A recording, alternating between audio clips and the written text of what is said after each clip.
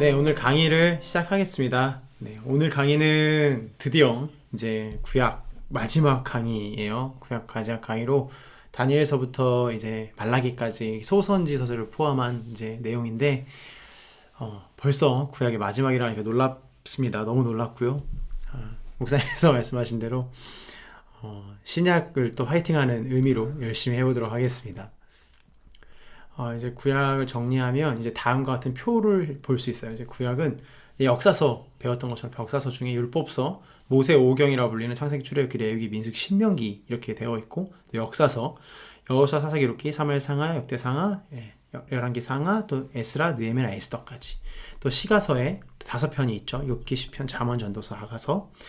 그다음에 선지서 분류로 또 대선지서와 소선지서. 오늘 배울 또 오늘 강의를 할 소선지서는 호세아, 요엘, 아모스, 오바댜, 요나, 미가, 나훔, 하박국, 스바냐, 학개, 스가랴, 말라기까지 12권으로 되어 있습니다. 자, 오늘 이제 드디어 이제 소선지서를 마지막으로 구약에 맞춰지는데요. 네, 오늘 좋은 시간이 되기를 바랍니다. 우리가 좀 이제 시작하면서 다니엘서로 이제 시작을 하는데, 이 신앙이 연약해질 때 우리는 이제 하나님께서 우리를 위하여 계획하신 길을 찾는 것에 대해서 많은 관심을 갖고 이야기를 해요. 우리가 어디로 가고 있는지, 혹은 이 가고 있는 길이 잘 가고 있는지, 잘못 가서 불안해하고 있는지 아닌지는 또 우리가 많은 고민을 하는 것 같습니다. 우리가 이 걷고 있는 길이 정말 행복할까? 잘 가고 있는 것일까? 만족하며 살 수 있는 것인가에 대해서 우리는 우리 자신 스스로에게 만족할 만한 대답을 할 수 없을 거예요. 이것에 대해서 정말로 확신을 가지고서는 잘 가고 있다라고 생각하는 사람 많지 않을 것 같아요.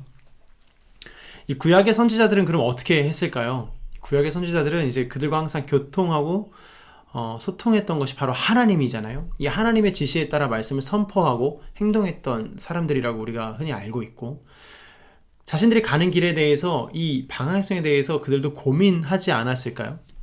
이 성경에 기록되어 있는 선지자들도 하나님 뜻을 분별하는 것이 만만치 않은 일이었어요. 아주 많은 기도와 묵상 없이는 불가능한 일이었죠.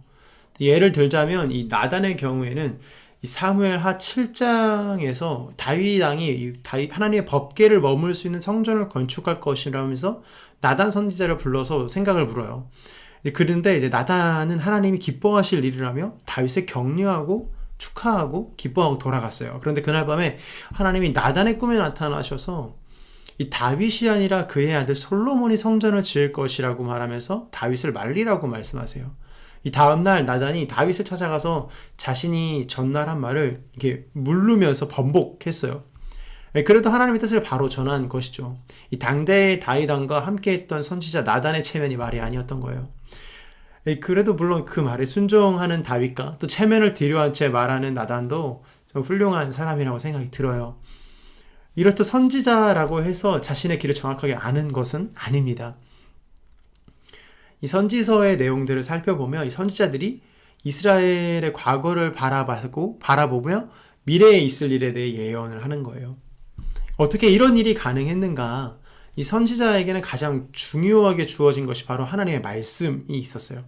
이미 하나님께서 말씀해 주신 말씀이 있었고, 이제 그 계시의 말씀을 통해서 이 자신들의 살아가는 시대를 조명해서 그 시대를 해석하는 것이죠. 즉 선지자가 허황된 이야기를 하거나 자신의 뜻대로 말했다고는 볼 수 없어요. 성경에서 말씀하는 그 말씀의 때는 구약이죠. 이 구약에 이루어 주실 말씀을 가지고 선지자들이 선포를 했던 것입니다. 우리가 살펴볼 다니엘과 또 12 소선지서는 이러한 사람들의 시대와 나라를 위해 선포했던 내용들입니다. 그럼 먼저 다니엘서를 좀 살펴보도록 하겠습니다. 다니엘서의 개요에 대해 제가 띄워놨는데, 이 기록연대는 기원전 605년에서 530년 정도 되고, 기록자 다니엘이죠. 대상은 이 포로 생활을 하고 있는 이스라엘 백성들에 대해 이야기하고 있습니다. 핵심 단어로서는 용기와 보호라고 되어 있습니다. 이 내용은 하나님을 온전히 의지하는 자는 어떠한 역경 속에서도 하나님께서 보호하시며 이 거대 제국 바벨론과 메대와 바사 왕을 통하여 진정한 역사의 주관자 여호와 하나님이 보여주는 내용입니다. 아멘이시죠? 여러분의 삶 가운데도 하나님의 보호와 용기가 있게 되기를 축원합니다. 이 다니엘서 하면은 가장 먼저 떠오르는 것이 뭐예요? 다니엘 학습법이죠. 네, 다니엘 학습법, 네, 다니엘 기도회 뭐 이런 것들이 떠올라요. 다니엘 하면 하루에 3번 기도한 사람이고 또 지혜로운 사람으로 우리에게 알려져 있죠. 이 다니엘서가 쓰여던 시기는 참으로 혼란스럽고 불안한 때였습니다. 이 전능하신 여호와의 백성이라고 자부했던 이스라엘 백성들이 이 바벨론으로 끌려와 살아가는 어려운 현실을 겪고 있었죠. 그리고 얼마 후에 이스라엘이 멸망한다라는 소식까지도 들어야 했어요. 1장부터 7장까지는 이방 나라의 역사를 중심으로 쓰여졌고 8장부터 12장까지는 이스라엘 역사를 기록하고 있습니다. 잘 보이고 계시죠? 이스라엘의 침묵 시대라고도 이야기를 해요. 하나님께서 무려 이 430년 동안의 이스라엘 역사 안에서 침묵하시기 때문에 그래요. 이스라엘 침묵 시대. 무려 430년이요. 여러분 430년이라는 그 연도가 이 머릿속에 들어오시나요? 이 많은 수의 사람들은 이 4세대를 거치면서 선지자가 하나님의 말씀을 대언하는 것을 본 적이 없는 사람들도 있었을 거예요. 여러분 평생 사시면서 하나님께 한 번도 응답받지 못하고 하나님의 존재를 전혀 경험하지 못한다면 어떠실 것 같으세요? 적어도 저는 신앙을 신앙을 잃어버리지는 않겠지만 신앙을 잃어버리면 안 되죠. 정말로 신앙생활하기 어려울 것 같아요.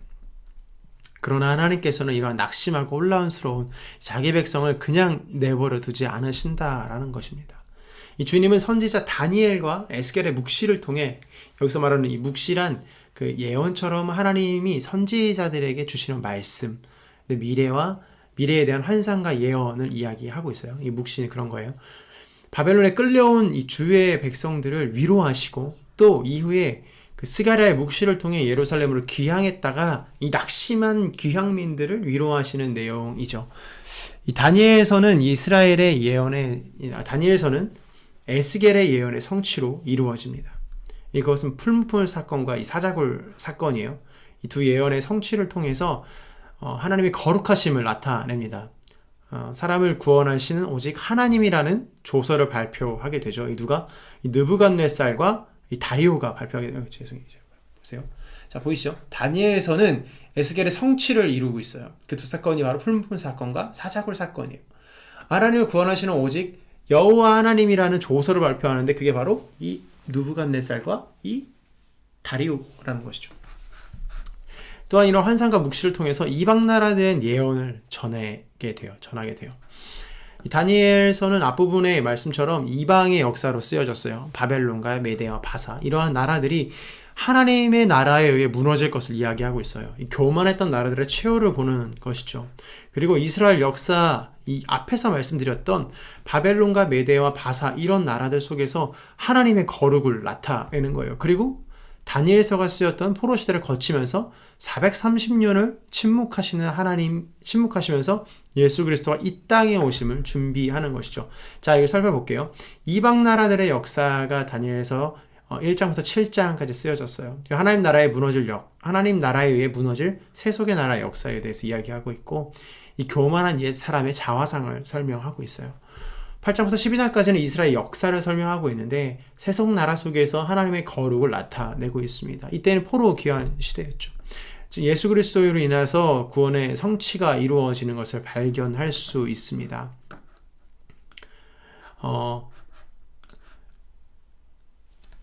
이 다니엘서의 주제를 이야기하자면 뜨인 돌 예수 그리스도라고 이야기를 해요. 뜨인 돌 예수 그리스도. 이 뜨인 돌 예수 그리스도는 장차 오실 예수 그리스도를 예표하는 것이죠. 이 세상의 나라는 웅장하지만 결국 멸망의 길로 가게 됩니다. 이스라엘 역사는 망했지만 하나님의 은혜로 다시 재건되는 것을 발견할 수 있어요. 이 다니엘은 이 망한 나라의 백성으로 이스라엘이 망했잖아요. 이 망한 나라의 백성으로 이 바벨론의 1차 포로로 잡혀오죠. 이 다니엘은 절망하지 않고 우상 숭배의 나라 한복판에서 하나님을 증거해요. 다니엘은 이방 나라인 바벨론과 메대와 바사 이 세 나라에 걸쳐서 국무총리로 나라를 다스리게 되는 것이죠. 다니엘은 이방 나라의 제물로 끌려가지만 끝까지 하나님에 대한 믿음을 지켜나가는 것을 볼 수 있습니다. 그것이 오늘 이야기하는 이 다니엘서의 내용이죠. 그럼 이제 소선지서 오늘 갈 길이 멀기 때문에 빨리빨리 가도록 하겠습니다. 네, 그 사이에 여울자매님 오셨네요. 반가워요. 이 소선지서를 발견할 수 있어요. 이 바데 짐승에 대해서 이야기했었는데 시간상 넘어가도록 하겠습니다. 네, 소선지서 12권을 좀 보고 싶은데요. 이 소선지서 12권은 이 분열왕국 시대에 쓰여진 소선지서 9권과 포로기원 시대에 쓰여진 말라기, 스가랴, 학개, 소선지서 3권으로 이루어져 있습니다. 이 사이에 포로 시대 때 쓰여진 게 이제 다니엘과 에스겔과 이사야와 예레미야 대선지서입니다. 이렇게 보시면 돼요. 이렇게 올라가는 거예요. 거꾸로 올라가고 있는 거예요. 창조시대, 족장시대, 출애굽시대, 정복시대, 사사시대, 다니엘왕국, 분열왕국, 포로시대, 포로기한, 침묵시대를 거쳐서 이제 예수 그리스도가 오시는 것이죠. 네. 호세아서를 보도록 하겠습니다. 호세아서는 호세아라는 이름은 구원이라는 뜻이에요. 이 기록 연대는 기원전 790년에서 710년 정도로 추정하고 있어요. 이 여로보암 2세에서 쓰여졌는데 이 물질적으로 굉장히 부강했던 시대이고 영적으로 굉장히 타락했던 시대입니다. 근데 기록자는 호세아고요. 이 대상은 음란하게 우상을 섬기는 이스라엘 백성에 대해서 이야기하고 있습니다. 호세아서의 핵심 단어는 이 사랑에 대해서 이야기하고 있고 하나님을 알자라고 이야기하고 있으며 여호와께 돌아오라라고 이야기하고 있습니다. 내용은 하나님께서 타락한 이스라엘을 용서하시기 위하여 찾고 계신다는 것을 보여주는 이야기입니다. 이 호세아서는 도저히 사랑할 수 없는 사람을 사랑하시는 하나님을 설명하고 있어요. 우리 살아가다 보면 그런 사람 있잖아요. 도저히 나의 사람으로, 나의 마음으로 사랑할 수 없는 사람들이 존재해요. 그러나 호세아서는 이 선지자의 삶과 메시지를 통해서 한 번 사랑하시면 끝까지 사랑하시는 하나님의 열정과 사랑을 이야기하고 있는 것이에요. 여러분께서도 누군가를 품으셨을 때 하나님의 사랑으로 품으시고 그 사람을 끝까지 사랑하게 되기를 축복합니다. 호세아서의 구조를 한번 볼게요. 호세아서는 이렇습니다. 1장부터 3장까지 이 호세아의 결혼을 이야기하면서 호세아와 이 음란한 여자인 고멜의 결혼 생활을 이야기해요. 근데 이 음란한 여자는 이스라엘에 대한 음란한 이스라엘을 이야기하는 것이죠. 이 호세아의 드라마 같은 삶을 통해서 하나님의 사랑을 이야기하고 있는 거예요. 1장부터 14장까지는 하나님의 이스라엘 사랑을 이야기하고 있어요. 하나님의 책망과 심판을 예언하시면서 하나님께 돌아오라라고 말씀하는 것이죠. 이 호세아 선지자는 이 불행한 결혼 생활을 통해서 하나님의 사랑을 깨닫게 돼요. 호세아의 아내는 이 바람둥이로 다른 남자와 바람이 나서 도망을 치게 되죠. 어느 날 이 수소문을 해보니 그 율라가에서 몸을 파는 창녀가 되어 있다고 기록하고 있어요.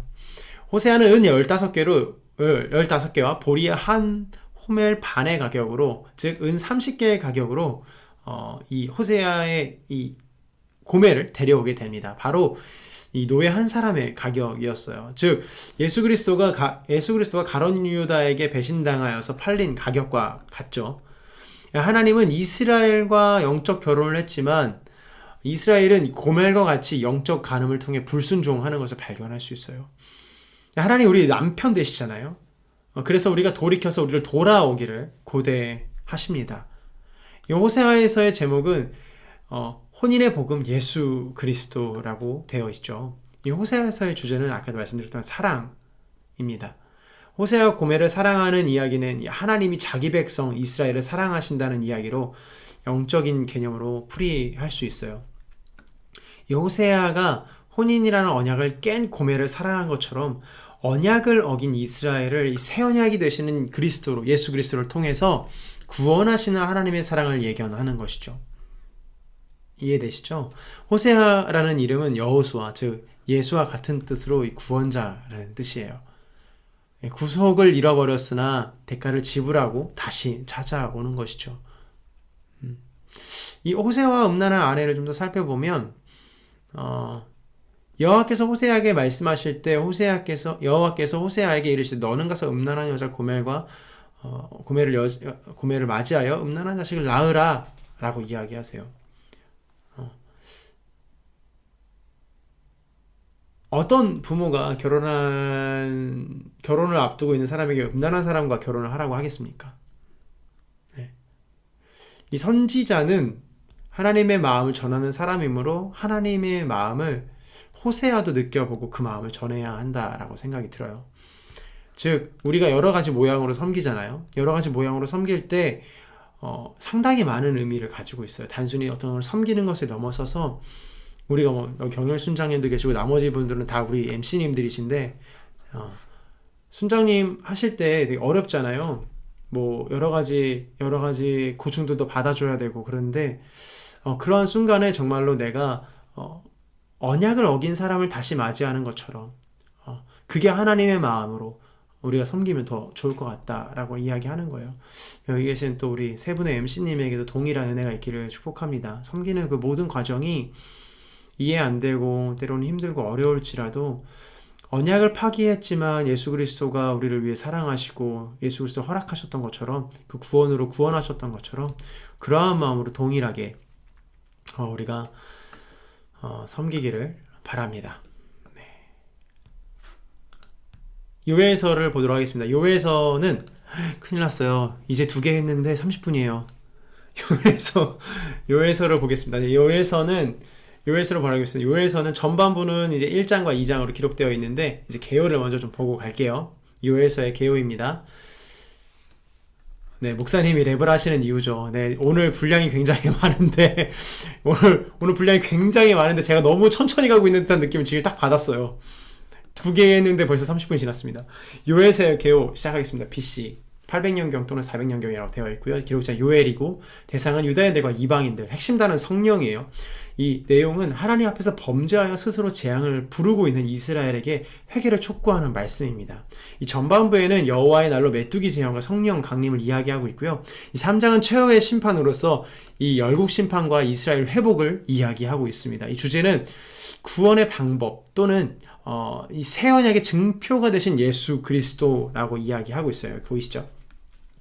이 요엘의 구속사는 성령을 통한 하나님의 구원이에요. 이 재앙의 날에 구원을 받으려면 이 회개를 해야 하는데 이는 성령을 통한 회개를 이야기하고 있어요. 이 성령은 그리스도의 영으로 새 언약의 증표이신 그리스도가 이 성령을 선물로 우리에게 보내주십니다. 이 메뚜기 재앙은 여호와의 날을 상징하는 역사적인 사건이죠. 이 또한 회개를 촉구하는 이 계시적 언약이며 최후의 심판이 다가오는 이 종말적 예언을 뜻하고 있어요. 이 요엘서는 이 최후의 심판에 대해서 대비하는 길을 열어주는데 요엘서 2장 12절에서 13절 이렇게 나와 있습니다. 이제는 너희라도 금식하고 울며 애통하고 마음을 다하여 내게로 돌아오라 하셨느니 너희는 옷을 찢지 말고 마음을 찢고 너희 하나님 여호와께로 돌아올지어다 라고 이야기합니다. 요엘서는 하나님이 우리에게 성령을 주셔서 전심으로 회개하며 나아갈 때 여호와의 날을 통해 구원과 심판을 허락하고 있다고 이야기하고 있습니다. 유명한 말씀이죠. 요엘서 2장 28절에서 29절을 보면 그 후에 내가 내 영을 만민에게 부어주리니 너희 자녀들이 장래일을 말할 것이며 너희 늙은이는 꿈을 꾸고 젊은이는 이상을 볼 것이고 그때 내가 또 너의 영을 남종과 여종에게 부어준다 라고 이야기하고 있습니다. 이 말씀은 신약시대 오순절 강림 사건을 예표하는 말씀이라고 하고 있어요. 이 찬양도 있죠. 마지막 날이라는 찬양이죠. 이 찬양이 오순절 강림 사건을 미리 예견하는 말씀이라는 거예요. 이 말씀이 우리 때에 들어서 성취된다라는 거예요. 네, 아멘이시죠? 넘어갈게요. 아모스서를 살펴보도록 하겠습니다. 아모스서는 기록 연대는 BC 760에서 753년을 추정하고 그 기록자 아모스고 주제는 정의를 이야기하고 있어요. 핵심 문장인 단어는 하나님의 말씀을 들으라 랍니다. 내용은 유다와 주변 민족들에게 하나님의 공의와 위선적인 종교의식의 개혁을 강조하고 있습니다. 이 아모스서는 남유다와 이 드고아의 목자 출신으로 하나님의 부르심을 받고 북이스라엘 여로보암 시대의 선지자로 역할을 감당해요. 아까도 말씀드렸지만 주제는 구원의 정의를 이야기하고 있고요. 하나님은 이 땅의 정의가 하수같이 공의가 강물같이 흐르기를 원하신다라고 이야기하고 있어요. 하지만 이 북이스라엘은 이 상황이 역사적으로 굉장히 부유했으나 부정과 부패가 만연했어요. 가난한 자는 부한 자들에게 수탈을 당하고 정의와 공의가 바닥에 떨어진 세상을 살아가고 있는 것이죠. 아모스서 1장에서 6장까지는 하나님의 심판을 이야기하고 있어요. 그 다음에 7장부터 이제 9장까지는 심판에 대한 환상과 회복을 이야기하고 있습니다. 아모스서의 제목은 정의의 복음 예수 그리스도입니다. 아모스의 타락한 이스라엘과 그 주변 국가들의 회복을 예고하는 것이에요. 그러나 이 야곱의 집은 온전히 멸하지 않기로 이야기합니다. 다윗의 핏줄에서 나오는 예수 그리스도를 통해 구원을 이루실 것이기 때문에 그렇죠. 하나님의 정의는 예수 그리스도를 통한 십자가의 대속이에요. 그게 하나님의 정의예요. 타락한 이스라엘과 그 주변 국가들을 심판하시는 상황임에도 불구하고 구원의 길이 열려 있다라는 것이 바로 아모스서의 이야기인 것이죠. 이해되시죠? 하나님의 구원이 바로 하나님의 정의라는 것입니다. 아모스 8장 6절에 보면 이렇게 나와 있어요. 은으로 힘없는 자를 사며 신한 켤레로 가난한 자를 사며 찌꺼기 밑을 팔자 하는도다. 이 경제적인 풍요가 있었지만 양극화가 심해서 하나님의 심판을 면하기 어려웠던 시대상인 것이죠. 이스라엘의 죄악은 정말 너무나도 너무했어요. 은을 받고 의인을 팔았다고 이야기해요. 뇌물을 받고 공의로운 사람을 죽인 것이죠. 신한 켤레를 받고 가난한 자를 팔았다는 건 생명의 가치가 신발 한 짝밖에 안 되는 거예요. 인권 무시에 아주 최악을 달리고 있는 것이죠. 아버지와 아들이 한 여자에서 다녀서 하나님의 이름을 더럽히며 공견하게 나이 없이 상관없이 음행을 행하며 모든 제단 옆에서 전당 잡은 옷을 누우며 신전에서 얻은 벌금으로 포도주를 마셨고 성전이며 성물이며 거룩한 것이 없도록 했던 것이죠. 이 북이스라엘 가장 큰 문제는 영적인 기갈이었어요. 이 하나님의 말씀을 들을 수 없는 세상이 되어버린 것이죠. 너무나도 무서운 이야기예요. 사실 요즘에도 하나님의 말씀을 듣기 너무 쉽잖아요. 사실 너무 쉬운 시대예요. 유튜브만 열면 하나님의 말씀들이 쏟아져 내려와요. 그러나 이 가운데서 우리 가운데 마음을 주시는 하나님의 음성을 분명히 깨달아야 돼요. 아무리 성경에 말씀이 많지만 하나님께서 우리에게 주시는 말씀이 무엇인지 깨닫지 못하면 그것들은 다 부질없는 것이 될 수 있습니다. 반면에 영적인 풍요를 누려도 하나님의 말씀이 사라져버리면 가장 끔찍한 세상이 되는 것이에요. 사사시대가 그랬던 것처럼 모두가 다 자기의 옳은 소견대로 행하게 되면 결국 본능에 이끌려 짐승 같은 세상으로 변할 수밖에 없는 것이죠. 아모스 4장에 이렇게 이야기하고 있습니다. 그러므로 이스라엘아 내가 이와 같이 내게 행하리라. 내가 이것을 내게 행하리니 이스라엘아 내 하나님 만나기를 준비하라. 사랑하는 여러분, 심판의 날에 재앙이 임하는 상황에서도 하나님을 만나기를 준비하라는 것입니다. 우리가 언제나 하나님의 말씀 안에 거해야 된다는 것이죠. 그것만이 우리의 살 길이라는 것입니다. 오늘 여기 계신 분들 중에 어려움 겪고 계신 분들이 있다면 또 자신의 삶이 재앙이라 너무나도 고통스럽다라는 그 순간에 하나님을 만나게 되기를 축복합니다. 다음으로 넘어갈게요. 오바다서입니다. 오바다서의 계열을 살펴보도록 하겠습니다. 기록연대는 BC 848년부터 혹은 BC 580년입니다. 기록자 오바댜고요. 기록 대상은 에돔 땅을 위해서 기록했습니다. 주제는 심판입니다. 에돔 족속의 교만과 반역적 행위에 대한 하나님의 이 공의로운 심판을 이야기하고 있습니다. 네, 다음 넘어갈게요. 이 오바댜서의 제목은 공의의 복음 예수 그리스도입니다. 이 책의 핵심은 하나님의 공의예요. 하나님의 공의. 아모스서가 하나님의 정의를 말하고 있다면 오바다서는 하나님의 공의를 말하고 있어요. 하나님의 공의는 구원의 방법이지만 이 십자가의 양면성을 이야기하고 있거든요. 일반적으로 정의는 죄인에게서 벌을 주고 의인에게는 상을 주는 것이에요. 그런데 이것을 우리에게 적용한다면 우리는 전부 벌을 받고 죽어야만 하죠. 어느 누구도 하나님의 정의를 피해갈 수 없어요. 여기 있는 우리 모두는 죄인이기 때문에 그래요. 한 사람도 의로운 사람이 없죠. 하나님의 공의로 하나님의 아들이신 예수 그리스도를 대신 십자가에 달려 죽게 해서 이 공의를 실현하신 겁니다. 예수님이 대신 죽으심으로 이 죄인이 죽어야 하는 정의가 구현되었으니 이 죄인된 우리들이 대속의 은혜로 살아나서 하나님의 공의가 실현된 것이죠. 네, 이해되시죠? 이 정의와 공의가. 오바댜의 이 구속사의 핵심은 이 선과 악에 대한 공평한 의입니다.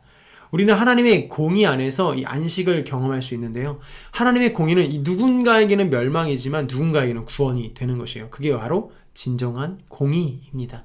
오바댜서에서 이 에돔의 멸망을 선포하는 이유는 이 장자의 명분과 연관이 있는데 이 에돔은 에서의 후손이므로 야곱과 대비하여 이야기를 전개하고 있어요. 에서의 후손은 이 헤롯, 야곱의 후손에서는 예수 그리스도가 나와요. 이 뱀의 후손을 멸하시고 이 여자의 후손을 구원하시는 하나님의 선택을 볼 수 있는 것입니다. 1장부터 16절까지 한 장으로 구성되어 있는데 이 1장부터 16절까지는 에돔에 대한 멸망 선포를 하시고 또 야곱의 회복을 나머지 절에서 이야기하고 계십니다. 잠깐 쉬어가는 의미로 에돔 지역에 대해서 잠깐 살펴보려고 하는데요. 에돔 지역은 동서로 32km 나눠진 쭉 긴 지역으로 했고 남북으로 160km 이 바위 산속에 도시가 숨어 있어요. 페트라라고 이야기하죠. 2, 3m 되는 이 굴을 2km를 들어가야 이 페트라를 볼 수 있어요. 이 19세기에 와서 발견되었고 아직까지도 10%밖에 개발을 하지 못했다고 해요. 이 바로 우리가 잘 알고 있는 이 페트라, 여기가 바로 에돔 지역이에요. 요나서를 살펴보도록 할게요. 요나서의 개요는 이 기록 연대는 BC 760년 경이고요. 기록자 요나, 주제는 순종과 하나님의 자비를 이야기하고 있어요. 내용은 선지자 요나의 이방인 선교 이야기죠. 영적 이기주의에 사로잡혀 있던 선지자 요나를 통하여서 하나님께서 이방인뿐만 아니라 가축까지도 사랑하신다는 것을 보여주고 있습니다. 요나서는 아마 우리가 소선지 중에 가장 잘 알고 있는 선지서 중에 하나가 아닐까 하는 생각이 들어요. 요나 하면 이제 물고기 생각나시죠? 물고기 뱃속에서 살아 들어온 사람 이야기잖아요. 그러나 요나서의 진짜 기적은 요나가 물고기 뱃속에서 살아 들어온 것이 아니라 요나의 메시지를 듣고 니느웨가 회개의 역사를 일으켰다라는 것, 이것이 바로 요나서의 기적이라는 것이에요. 이것을 꼭 기억하셔야 됩니다. 이 요나는 하나님께 선지자의 사명을 받았지만 하나님의 명령을 거부합니다. 이 원수의 나라인 아수르의 수도 니느웨에 가서 하나님의 말씀을 전하라는 명령을 받았기 때문이에요. 이 니느웨는 니느웨의 반대 방향은 이 다시스로 가잖아요. 요나가 이 배를 타고 가다가 풍랑을 만나 바다에 던져서 물고기에 3일 동안 지내다가 무트로 나오게 돼요. 그리고 다시 요나가 니느웨에 가서 하나님의 명령을 외칩니다. 40일 후면 니느웨가 망한다라는 메시지였어요. 요나는 이 3일 길을 돌아야 하는 이 니느웨를 하루 만에 메시지 전하는 것을 끝내요. 3일을 전해야 되는데 하루 만에 끝냅니다. 하지만 이 니느웨 백성들은 요나의 메시지에 죄를 뒤집어쓰고 회개한다 이야기하고 있습니다. 요나는 이 니느웨 백성들의 이 회개의 분통을 터뜨려요. 분통을. 왜냐하면 자기가 회개하라고 했음에도 불구하고 분통이 터지는 거예요. 그들은 심판받아야 마땅한 백성이었기 때문에 하나님께 심통을 부립니다. 그러나 하나님께서 요나에게 말씀하십니다. 내가 이 작은 박넝쿨도 귀하게 여겼는데 니느웨에 있는 12만 명이나 되는 이 백성들을 내가 어찌 아끼지 않겠느냐라고 말씀하셔요. 이게 아주 분통이 터지는 일인 거예요. 네. 넘어갈게요. 다른 이야기 하려고 했으나 우리 시간이 없기 때문에 넘어가겠습니다. 요나의 구조의 초점은 바로 표적이에요. 이 마태복음 12장 39절에 보면 이렇게 나와 있어요. 예수께서 대답하여 이르시되 악하고 음란한 세대가 표적을 구하나 선지자 요나의 표적밖에는 보일 것이 없다. 요나의 표적은 예수 그리스도가 죽은 자 가운데서 3일 후에 일어나서 부활하셔서 부활하심을 이야기하고 있는 것입니다. 요나가 니느웨를 향해 하나님의 심판을 선포했어요. 마태복음에 심판의 때에 니느웨 사람들이 일어나 이 세대 사람들을 정죄하리니 이는 그들이 요나의 전도를 듣고 회개하였음이라 라고 이야기하거든요. 이 상황을 예수님은 요나의 전도라는 표현을 써서 말씀하세요. 요나가 니느웨에 가서 전도한 것이에요. 요나가 전도를 하고 그 니느웨 사람들이 그 회개한 삶으로 이 세대 사람들을 다시 정죄한다라는 것이에요. 말도 안 되죠. 지금 너무나도 요나가 분통이 터지는 게 이해가 되죠. 성도는 세상을 정죄할 힘이 없습니다. 성도는 세상을 정죄할 힘이 없어요. 하나님의 백성은 세상을 판단할 힘이 없습니다. 그것은 이 말이 아닌 하나님의 삶으로서 살아내야 하는 것이죠. 북이스라엘 백성들은 이 수많은 선지자들이 돌이켜 회개하라고 외치는데 듣지 않고 불순종하죠. 하지만 니느웨 백성들은 요나의 무심코 지나가는 말 한마디에 온 백성이 죄를 뒤집어쓰고 회개하는 것을 보게 돼요. 이걸 보면서 하나님이 은혜 아니면 우리의 굳은 마음을 돌이킬 수 없다는 사실을 우리는 깨달아야 돼요. 네. 오직 하나님의 말씀으로 우리가 딱딱하고 굳은 돌덩이 같은 우리의 마음을 새살같이 부드러운 마음으로 변화시켜 온전한 백성으로 살아가게 하시는 것입니다. 아무리 우리의 죄가 많을지라도, 그렇다고 여러분 죄 지으면 살면 안 됩니다. 아무리 우리가 용서받지 못할 죄를 짓더라도 하나님께서 용서해 주신다는 거죠. 물론 죄의 값은 치릅니다. 여러분 오해하지 않으셨으면 좋겠습니다. 늘 이런 얘기를 할 때마다 늘 질문 받아요. 그럼 죄 지어도 되냐고. 아니에요. 절대 아니에요, 여러분. 네, 다음으로 넘어갈게요. 미가서를 살펴보도록 하겠습니다. 미가서의 기호입니다. 미가서는 BC 740년경 쓰여졌고요. 기록자는 미가예요. 대상은 북이스라엘과 남유다로 이어져 있습니다. 주제는 정의와 자비와 겸손이죠. 내용은 하나님의 백성들은 삶의 모든 영역에서 정의를 드러내고 모든 사람들에게 자비를 베풀며 하나님 앞에 겸손해야 한다라고 이야기하고 있습니다. 네, 이 미가서는 겸손의 복음 예수 그리스도라는 주제를 가지고 있고요. 1장부터 3장까지는 이 본질적인 죄로 우상 숭배와 교만을 이야기하고 있어요. 이 후반부 4장에서 7장까지는 본질적인 복음인 예수 그리스도를 실질적으로 이야기하고 있거든요. 이 미가 6장 8절을 보면 이 소선지서의 핵심이라고 볼 수 있는데 사람아 주께서 선한 것이 무엇임을 내게 보이셨나니 여호와께서 내게 구하시는 것은 오직 정의를 행하며 인자를 사랑하며 겸손하게 너의 하나님 내 하나님과 함께 행하는 것이 아니냐라고 이야기하시는 거예요. 다시 한번 말씀드릴게요. 소선지서의 핵심이에요. 사람아 주께서 선한 것이 무엇임을 너에게 보이셨나니 여호와께서 너에게 구하시는 것은 오직 정의를 행하며 인자를 사랑하며 겸손하게 너의 하나님과 함께 하는 것이 아니냐라는 것입니다. 이 미가서의 구속사적인 핵심은 이 겸손의 복음이에요. 여기서 말하는 겸손은 일반적인 겸손과는 좀 달라요. 바로 내가 죽고 예수가 사는 임마누엘의 하나님의 은혜를 겸손이라고 이야기하고 있어요. 이 하나님이 요구하시는 것은 이 겸손이 하나님과 동행하는 삶이에요. 내가 높아지는 건 겸손이 아니죠. 네. 이는 오직 예수 그리스도 안에 있을 때에만 가능한 거예요. 인간의 본질적인 죄와 허물은 우상숭배를 말하고 있어요. 이 신약에서의 탐심이라고 이야기하는데 이 미가서에서는 이 구약의 로마서라고 할 수 있어요. 미가서는 구약의 로마서인데 이 죄의 근본을 잘 말해주고 있습니다. 이 죄의 근본, 우리 안에 있는 죄의 근본을 해결하실 수 있는 분은 바로 예수 그리스도예요. 그래서 우리는 정죄할 수 없는 거죠. 네. 이후에 그리고 미가서는 놀랍게도 예수 그리스도의 탄생을 예고합니다. 미가서 5장 2절에 베들레헴 에브라다야 너는 유다 족속 중에 작을지라도 이스라엘을 다스릴 자가 내게서 내게로 나올 것이라 그의 근본은 상고 영원에 있느니라 라고 이야기하고 있습니다.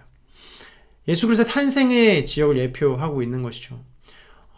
베들레헴에서 예수 그리스도가 탄생하는 것입니다. 이 미가서의 재앙의 이유는 하나님의 심판은 재앙을 받는 이유가 이 신앙생활을 잘못해서가 아니라 이 정의와 공의를 전혀 찾아볼 수 없는 이 사회에 대한 이야기인 거예요. 종교 지도자들이 타락하고 정치 지도자들이 타락하고 또 마지막으로 모든 사람들이 타락했기 때문에 그렇습니다. 일단 우리는 어떻게 살아야 하는가? 아까도 말씀드렸지만 사람아 주께서 선한 것이 무엇임을 내게 알렸나니 여호와께서 내게 구하시는 건 정의를 행하며 인자를 사랑하며 겸손하게 대하는가 동행하는 것이 아니냐 이렇게 살아야 한다라고 이야기하는 것입니다. 나훔서입니다. 나훔서의 개요 볼게요. 나훔서는 기록 연대는 BC 663년경이고 기록자 나홈이에요. 대상은 니느웨 유다 백성이고요. 주제는 멸망과 위로예요. 죄에 빠져있는 니느웨에 대한 경고를 내용을 담고 있습니다. 이 사진에서 보시는 것이 바로 니느웨 성이에요. 보시는 바와 같이 굉장히 크죠. 굉장히 큰 성읍이었어요. 이 모든 건축물들을 외국인 노예의 노동력으로 세웠어요. 아까 은삼십이 노예 한 명의 값이라고 이야기했죠. 그러니까 엄청난 재물과 물질이 있는 곳이었어요. 요나서의 좌우를 분별하지 못하는 자가 어린이를 포함하여 12만 명이라고 했어요. 성인을 합친 수는 100만 명이 넘을 거라고 추정하고 있습니다. 이 바벨론 군대가 2년 동안 속수무책으로 공격 못하고 있을 때 강물이 불어 수문이 부서졌고 이 니느웨가 함락되었죠. 이 니느웨를 이야기하고 있는 이 나훔서는 1장부터 3장까지인데 전반부 1장은 하나님의 공의로 니느웨의 멸망 선고를 이야기하고 있습니다. 또한 유다의 구원을 이야기하고 있습니다. 후반부 2장에서 3장까지 니느웨에서 피할 수 있는 멸망을 이야기하고 있는데요. 이 나훔서의 주제는 바로 이 위로의 복음 예수 그리스도예요. 위로의 복음. 나훔서의 초점은 하나님의 공의이며 그 양면성을 보여주고 있는데 이게 왜냐하면 이스라엘 민족을 괴롭히는 아수르가 망하고 이 고통당하는 이스라엘 민족을 위로와 안식을 얻기 때문이에요. 하나님의 공의는 구원받는 백성의 큰 위로로 다가와요. 요나서와 나훔서는 이 니느웨에 대한 심판을 말하고 있지만 이 둘의 차이가 좀 있죠. 둘 다 하나님의 정의를 말하고 있지만 이 요나서는 하나님이 피할 수 없는 사랑을 이야기하고 있고 나훔서는 하나님이 피할 수 없는 심판을 이야기하고 있습니다. 다시요. 요나서는 하나님의 피할 수 없는 사랑을 이야기하고 있어요. 나훔서는 하나님이 피할 수 없는 심판을 이야기하고 있습니다. 하나님이 우리에게 사랑하시지만 하나님의 사랑은 우리가 피할 수 없어요. 이 나훔서의 마찬가지로 하나님의 심판을 우리가 피할 수 없습니다. 이해되셨죠? 이것이 바로 요나서와 나훔서의 이야기입니다. 하박국서를 살펴보도록 하겠습니다. 하박국서는 BC 609년에서 589년 사이에 기록되었다고 합니다. 기록자 하박국이고요. 대상은 유다 백성이에요.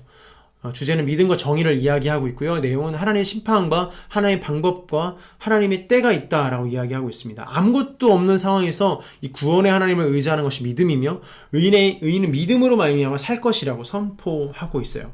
이것이 하박국서의 내용이죠. 하박국서는 전반부 1장에서 1장까지는 의인의 믿음을 이야기하고 있어요. 의인은 믿음으로 산다. 찬양도 있죠. 오직 의인은 믿음으로 말미암아 살리라. 이 복음의 본질을 이야기하고 있어요. 이 후반부 3장은 의인은 믿음을 고백한다. 너무 놀랍지 않습니까, 여러분? 의인은 믿음으로 산다라고 이야기했어요. 근데 사는 것뿐만 아니라 그 의인은 믿음의 고백을 한다라고 이야기하고 있는 것입니다. 이 하박국서의 제목은 의인의 복음 예수 그리스도입니다. 하박국서에서 말하는 이 복음의 핵심은 이 실천적인 복음을 이야기하고 있어요. 이 복음의 삶을 나타내야 함을 이야기하고 있는 것이죠.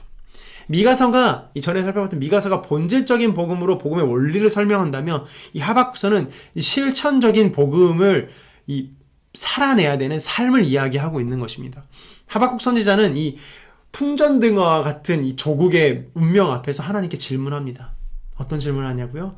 왜 악인은 형통하고 의인은 고난을 당해야 합니까? 우린 이 질문 굉장히 많이 하잖아요. 이 질문은 욥기 시대 때부터 지금 우리가 살고 있는 이 시대까지 동일하게 나오는 질문이에요. 이에 대한 질문의 답변은 하나님 한 가지만 딱 하세요. 바로 하나님의 대답은 오직 의인은 믿음으로 말미암아 산다라는 것이에요. 오직 의인은 믿음으로 말미암아 산다. 하나님 왜 악인이 형통하고 의인은 고난을 당해야 합니까? 라는 질문에 악인은 결국에 멸망당할 거고 심판받을 거야 이렇게 말씀하지 않으시고 오직 의인은 믿음으로 말미암아 산다라고 이야기하시는 거예요. 그리고 그 의인의 믿음의 고백이 있다라고 말씀하시는 것이죠. 사랑하는 여러분, 저와 여러분이 어렵고 힘든 상황 속에 있을 때, 또 고민이 되는 상황 속에 있을 때, 이해되지 않은 상황 속에 있을 때 오직 의인은 믿음으로 산다를 마음속에 품고 살아가게 되기를 축복합니다. 하나님의 자녀들은 세상의 힘이 아니라 하나님께 대한 신실함으로 살아가는 자들이에요. 우리들은 의인이 될 수 없죠. 하지만 예수 그리스도 안에 있을 때 우리를 의롭다 하시는 그 예수 그리스도로 말미암아 의인으로 인정받게 되는 것이죠. 하박국서 3장 17절에 이렇게 이야기하고 있습니다. 비록 무화과 나무가 무성하지 못하면 포도나무에 열매가 없으며 감람나무에 소출이 없으며 밭에 먹을 것이 없으며 우리의 양떼가 없으며 외양간에 소가 없을지라도 나는 여호와로 말미암아 즐거워하며 나의 구원의 하나님으로 말미암아 기뻐한다. 이 내용 자체가 악인이 형통하는 내용이잖아요. 오직 주 여호와는 나의 힘이라고 고백하는 것이에요. 이것을 하나님을 경험한 자의 고백이라고 할 수 있는 것입니다. 오직 하나님 한 분만을 만족하며 하나님을 진정으로 사랑하는 이 세상에서 가장 복된 사람이 되는 저와 여러분 되기를 축복합니다. 스바냐서 보도록 하겠습니다. 스바냐서는 BC 640년에서 630년경에 쓰여졌습니다. 기록자 스바냐고요. 대상은 유다 민족이죠.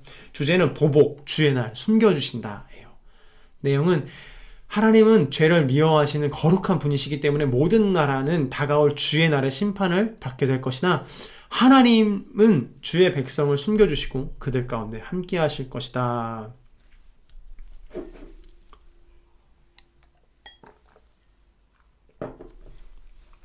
라는 거예요. 네, 죄송해요. 스바냐서는 전반부는 1장에서 2장까지 구성되어 있어요. 하나님의 심판을 말하며 유다와 열국에 대한 심판을 이야기하고 있어요. 후반부 3장은 하나님의 구원을 베푸시는 하나님을 이야기하고 있습니다. 이 스바냐서의 제목은 심판의 복은 예수 그리스도입니다. 이 스바냐서는 하나님의 심판과 하나님의 구원이 같이 움직여요. 하나님의 심판과 하나님의 구원. 아까도 우리 요나서와 나홈서 설명할 때 이야기했죠. 네, 하나님의 사랑, 끊을 수 없는 하나님의 사랑, 또 하나님의 피할 수 없는 하나님의 심판, 여기서 동일합니다. 하나님의 심판과 구원이 동일하게 움직이고 있어요. 그것은 바로 하나님의 택하심을 따라서 결정되는데 그 택하심은 바로 그리스도를 찾게 하는 복음이라고 이야기하고 있습니다. 이 스바냐서의 주요 내용은 우상을 제거하는 내용이에요. 하나님께서 큰 심판을 예고하시고 구체적으로 심판의 대상을 설명하세요. 이 스바냐서를 보면 이방인의 옷을 입은 자라고 해서 이 그리스도인들이 세상의 것으로 무장을 하게 되는 것, 또 블레셋 사람의 풍습과 포악함을 가진 유대인들, 물고기를 들여오는 이 시장 경제들, 또 부유층들, 이 모든 지역의 멸절을 이야기하세요. 그러나 하나님께서 이 구원의 길을 보이시죠. 여호와의 굴레를 지키는 세상의 모든 겸손한 자들아 너희는 여호와를 찾으며 공의와 겸손을 구하라. 너희가 혹시 여호와의 분노의 날에 숨김을 얻으리라. 라고 이야기하고 있습니다. 이 하나님을 경외하고 교훈을 얻어야 한다라는 것이죠. 이 여호와의 날에, 즉 우상 숭배에 대한 심판에 있는 그 날에 이르기 전에 회개하는 자들은 여호와의 심판에 숨겨주시는 하나님의 은혜를 경험할 수 있어요.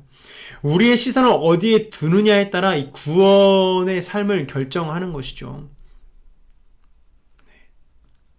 우리가 힘들고 어려울지라도, 또 우리가 죄악 속에 있을지라도 끝까지 하나님의 구원을 바라봐야 한다라는 것입니다. 네, 9시간 다 돼가네요. 넘어갈게요. 학개서 보도록 할게요. 학개서는 BC 520년경에 작성되었고요. 기록자 학개입니다. 대상은 포로 생활에서 귀환한 유대인들, 귀환한인데, 네, 오타가 있네요. 주제는 만군의 여호와 또 재건을 이야기하고 있습니다. 백성들이 하나님 앞에 마음을 세우고 성전 건축을 시작할 것을 권면하는 설교가 바로 학개서의 내용이에요. 학개서는 이 바벨론에서 포로 생활을 한 이스라엘 백성들이 고레 침략으로 말미암아 예루살렘으로 돌아와서 성전을 짓게 됩니다.